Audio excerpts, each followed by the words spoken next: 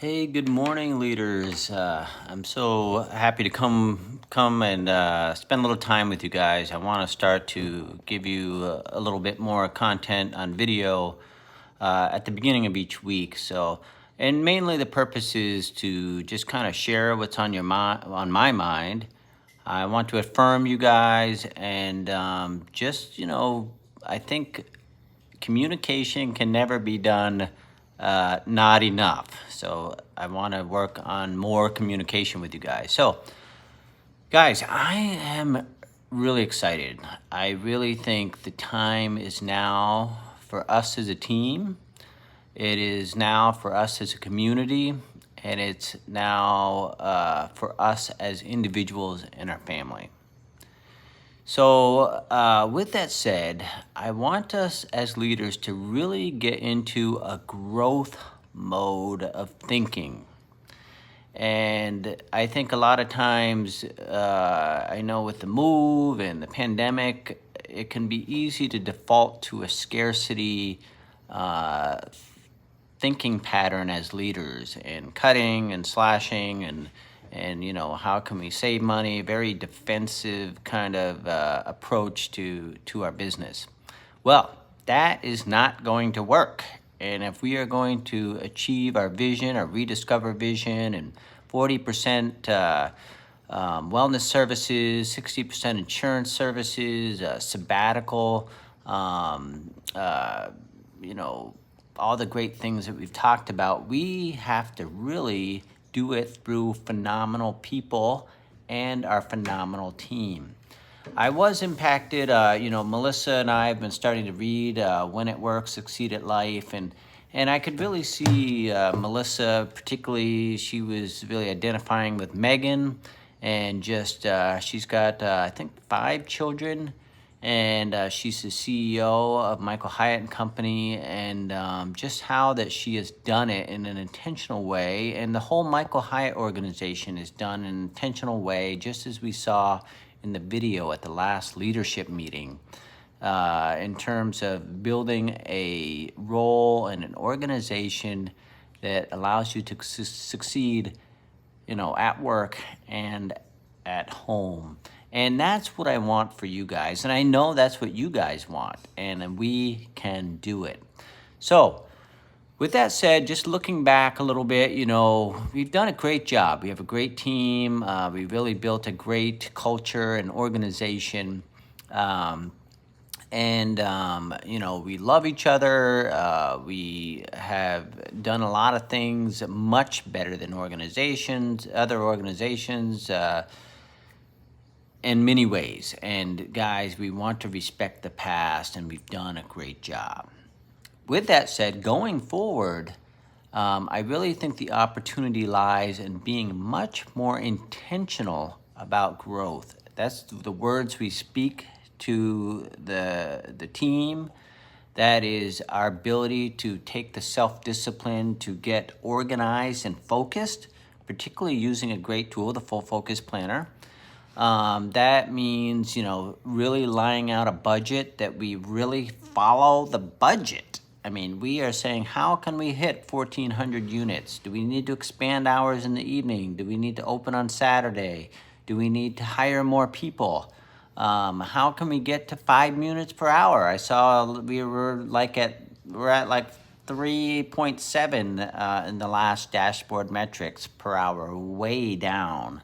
And the goal is to get all therapists to 5 units per hour. So we need to constantly be looking at these things. Of course, laying out very clear vision for next year and budget. What exactly are we working on? So it's super clear. What are the 3 strategic goals for each quarter?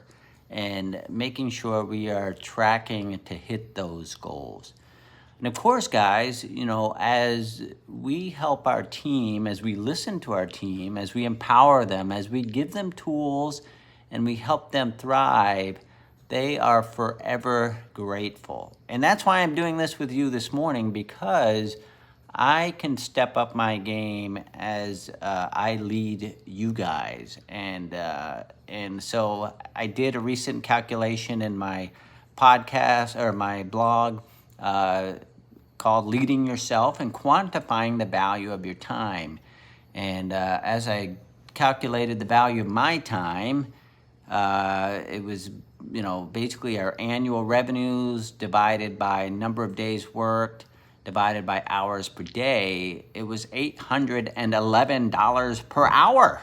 And in other words, not that that's in my pocket, but if I suddenly, something tragic happened to me and Melissa was like, I'm not taking this over, the company would close. So that's essentially how valuable what I do is to the role. So with that said, I thought about, well, what is it that I should be doing that nobody else could be doing? And surprise, surprise, seeing patients was not even on the list. And the reason being is that our team can see the patients and do a phenomenal job. So what was on the list? Well, things like making sure that I communicate, I develop the mission, vision, strategy, and values as our organization. Make sure they're super clear. Everything we do is filtered through the ethos. Another thing was to pour into you as leaders, to make sure you're growing and developing. My goal, Raphael, is no more home health for you. Of course, with all of you guys, big reason for that is to get your income up and to be doing very well. So anyway, pouring into you guys, so you guys are excited and you are inspired and you're empowered to grow and to grow our wellness community. Another thing that was on the list was, speaking, doing podcasts, webinars, community talks. Another thing on the list was, with my clinical skills, I could do some mentoring on the craniofacial and dry needling. Another thing on the list was to continue to develop the framework and the structure to scale as a company by, having my Your Medical Practice Mentor business, which also will bring income in so that we can put more money into things like training and things like coaching and those kinds of things. Another thing I had on the list was, to create content, create great content through through writing. Of course, maybe even writing a book on the idea of both and. It can be insurance and cash, not just insurance, not just cash. So I thought of things, Melissa, she's been grinding it out, God bless her, but really her role would be much better served mentoring a pelvic floor team, helping them feel confident, answering the questions, describing the subtleties, and training them in the art of connecting with these patients and what their profile usually is, and nobody's really helped them, and we can serve them. But if she developed a training process and really worked with the pelvic floor team, that would be great value for her. Communicating to the community, again, through webinars and different talks and explaining what we do, that is way more valuable than her seeing patients. And so we want to get to that point too as well. With that said, of course, all of you, Zeta, Sylvia, Dr. Calvin, Dr. Raphael, these are the lens we want to think through. How can we make sure that our team is thriving? So guys, let's get into this growth mindset. My goal is to be 10% profitable next year, okay? 5 units per hour per therapist. We want to have some great wellness programs, nutrition, athletic group training, some group fitness classes, some memberships. Get that kind of on its feet and get it going, and logistics working out there. And, again, I want you guys to thrive and do well and, have that owner's mindset, which I am so grateful for all of you guys. So guys, I'm going to be coming to you on Mondays. Today's Tuesday, but just sharing my heart with you. thanking you, affirming you, and you guys are phenomenal. And I'm really excited, and I look forward to seeing you guys shortly. I'm going to be headed into work in a few moments.